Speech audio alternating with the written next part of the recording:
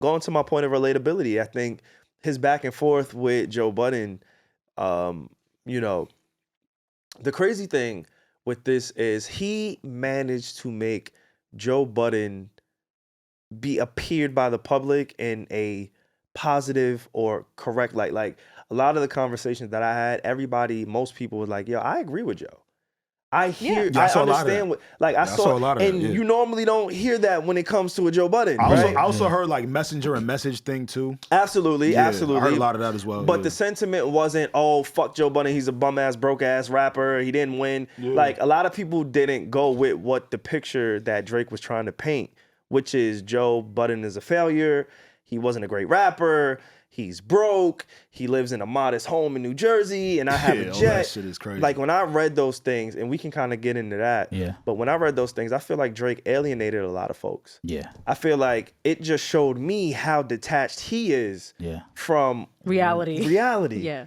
Because for you to try to use the Joe Budden is broke card in 2023, anybody in the space who's like keeping up with podcasts, keeping up with media. Again, this could be another message, right? Where it's like, maybe I shouldn't be the messenger in saying this. Yeah, because they're like, of course, SaVon, you say maybe this. I shouldn't be the messenger in saying this. Fuck it, that's the theme of this week, so just say it. But you are the messenger. Anybody who's looking and can see and has kept up with the evolution of Joe Budden in his podcast can see he is no longer the broke Joe Budden. Yeah. He is no longer the punching bag for the rap industry of saying, oh, you a crackhead, angel dust head, whatever they want to say about him. He's no longer that. So Drake's response to me just felt like, oh, nigga, you just not tapped into anything. Yeah. And you're not tapped into how people view you, how people want to see you, or how people view the people that are judging you. Because you're still trying to put somebody who's created an actual media network and conglomerate and put him down as if he's just some Joe Schmo. Now, maybe in rap, he don't got the accolades. But what I'll say to that is nobody got Drake's accolades. Not even Jay-Z. Yeah, not even the Beatles.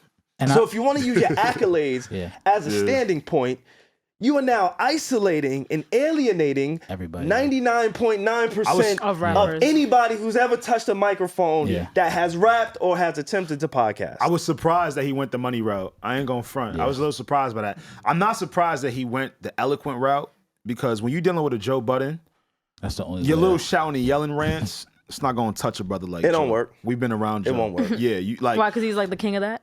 Yeah, it's a certain, you know. He waxed poetic. There you go. He's waxed poetic. You got to have some nuance onto it, you know. So I could see that. I think for me, it's more like, you know, people that are into sports, even if you're not into sports, when you watch Sports Center in the morning, when you watch First Takes in the morning, a lot of those pundits have already played the sport. True. So they were hired to speak on it. You know what I'm saying? Yeah. Mm-hmm. It's kind of similar in this thing, you know, with rappers kind of transitioning into the podcast space. I think it makes the most sense. You know, granted, like how SaVon was saying, we want to be very clear. We know nobody has Drake's accolades. Let me say this. Drake don't got more. Drake, wait, let me get it. I don't have more money than Drake. Neither do I. I'm gonna say that right now. Not yet. I don't have a penny, a Speak dime. for yourself. No, I'm kidding. No. I'm gonna say it. I'm gonna say the truth. You're right, Regi. I'm gonna just come out and say it because I don't want people to feel like we're caping or we're kind of speaking from another perspective. Just speaking up from the perspective of just being critiqued. I highly respect seeing the Dan Orlovsky's talk about football. As Dan Orlovsky, was he a Patrick Mahomes when he played? Do you know what he's most famous for? I Dan Orlovsky is most famous for running out of bounds in his own end zone as a quarterback. Safety. Because he didn't want to get sacked. Because he didn't want to get sacked. Please look up Dan Orlovsky's highlights. He wasn't aware. And let me know what you see. Mind you, he is a 5-day-a-week pundit on ESPN. There you go. Mark Sanchez on FS1 has quarterbacked the New York Jets and is most famously known for running into a fat D. Nah, it wasn't a D. It was the lineman's cheek. Maybe a fat ass. All right. Not a fat D. But needless to say, he's known for not being a very good quarterback, but having experience in that field. That butt fumble, man. Yeah. But even like a Tony Romo, sorry, Regi, for kind of, you know sports now, so I'm not going to say sorry, actually. Yeah. You're gang.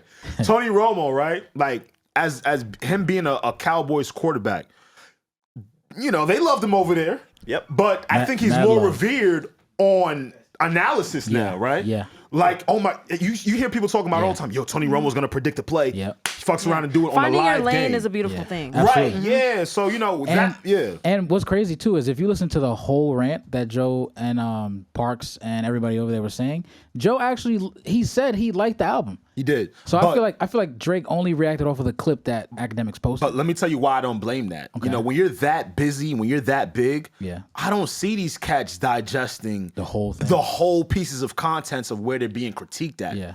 You know what I'm saying? Like, I could completely understand where someone is coming from, where he's like, wait, what the fuck is going on here? Like, and I feel like he took it personal because of the whole BBL thing and all So- the other stuff that they were saying. I was watching Academic stream, Mm-hmm. and Academic said he had a conversation with Drake. Yep.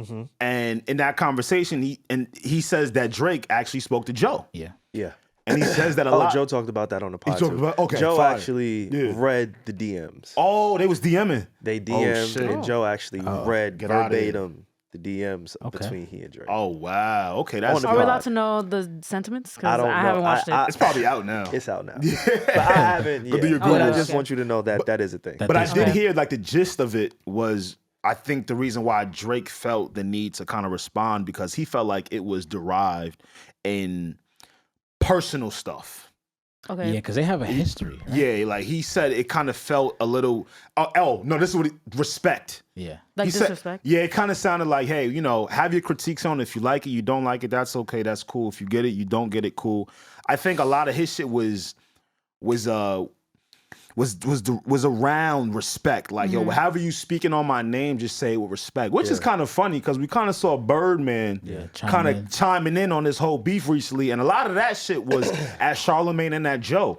And it was around like, yo, I want you to put some respect on Champagne Poppy. The thing about that for me is That's what he a lot of said. people like to rebuttal to things, but they don't take the time to listen to the full thing. I was just So saying that, yeah. if I am a Drake or whomever I am, right? I'm only gonna get bits and pieces from the people who send it to me because Yeah. it's not even in my orbit. Because on a day-to-day basis, I doubt Joe Budden is pulling up in Drake's algorithm. And I think going back to your Academics point, Academics actually said, yeah, Drake told me that Yachty sent me something that you was going in on me. Yeah. So you're getting secondhand information a lot of the times, which is why you A get snippet. a lengthy, personal, Retort. detailed response from a Drake because I highly doubt he sat there and watched a 45-minute album review from Joe. Yeah. Where if you did, you would hear Joe picked him up. Joe said his likes and his dislikes. It wasn't all hate, but of course the media, the blogs, they're only going to take one snapshot And take from that. and put it out. For sure. Can I get some flowers real quick? Talk to me. No. I think I deserve some flowers today. I'm not gonna lie. How so? We gave you your flowers at the top of the pod, nigga. Look at your drip. Yeah. How many flowers you Like want? you heard, you Can want a we- whole bouquet? Can we You swap? selfish. We can't swap. Like I can't swap the tulips for the roses. Certified flower Don't boy. ever ask me to swap. Can't swap roses. Don't ask me to swap nothing. in Wait, your life. why? What happened, Alex? Hey, not for nothing, right? Because we are kind of talking about like hip hop pundits and stuff like that. And the last couple months now, we've been talking about sort of like the newer media in our space versus the older media. Yeah. And I was really big and adamant on saying, y'all, I don't think it's so much of our industry and him not respecting us. I think it's an age thing. Yeah. To Pierre's point that he mentioned, I saw a picture of Drake watching Kai Cenat live stream his album. Yeah, that was On funny. the story. Kai Cenat is about 21, 22, 23, somewhere in that range. Ak, who he actually promised a conversation in the call, is 30. Yeah. And I think, and you know another thing that really fucked my head up? I can really tell that, of course, we all know by now, like, Yeah. and I just wish I would have got my flowers all that time then. But it's okay, I'll take them now by myself. When I heard Kai Cenat and Academics were having a conversation on stream, right? Yeah. And this is before the album came out. Yep. I watched that too. Academics asks Kai, he goes, yeah, man, so who's your favorite rapper? Kai goes, A Boogie. Yeah. You could see the face. You could see the look on Academics' like, face. "What?" Like What's he wrong almost, with that? No, There's because nothing wrong. He's from New York. Wait, what's wrong? He's from the There's Bronx. nothing the wrong. Bronx. There's nothing They wrong both- with it. both from the But if we're Bronx. speaking about Drake trying to appeal to a younger crowd Yeah. and who he's really trying to get at, right? And I go back to Got it. Drake calling Kai Cenat Yeah. and not calling Champagne Poppy. It goes. Not calling. Not calling. I'm bugging. Not calling academics. and- I'm sorry. And he called act, but it was muted only on everything else except for Rumble. So none of then he academics never fans really were called able to back. hear the call. Yeah. The academics Allegedly. When I see that, I go, yo, this shit was as clear as day. So where the hell did y'all think y'all was gonna get a "I Love My Wife" Chance the Rapper album from? I'm just so confused. Like, what were the signs? Like, There were no signs. I think it's Yeah. just people hoping Yeah. for something that they want. It's projection. A lot of it is projections. projection. Got And I it. think in Joe's rant, there's a little projection. And I also think in Drake's response to Joe Yeah. was a little bit of projection too. Because again, I don't think you can try to paint somebody who's not that as being what it is he tried to portray Joe to be. That's my opinion.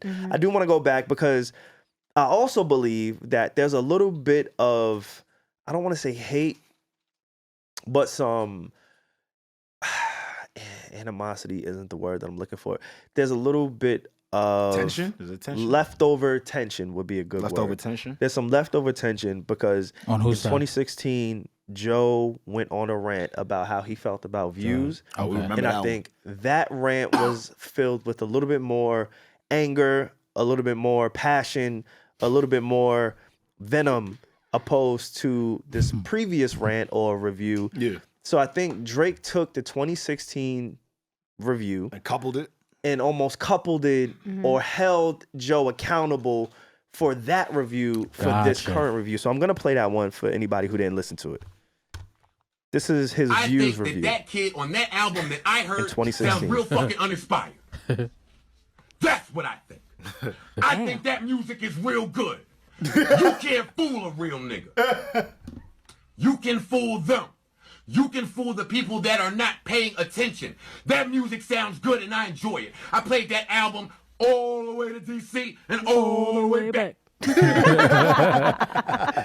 Classic. 40, you sound amazing. 40 continues to progress. Drake, you do not.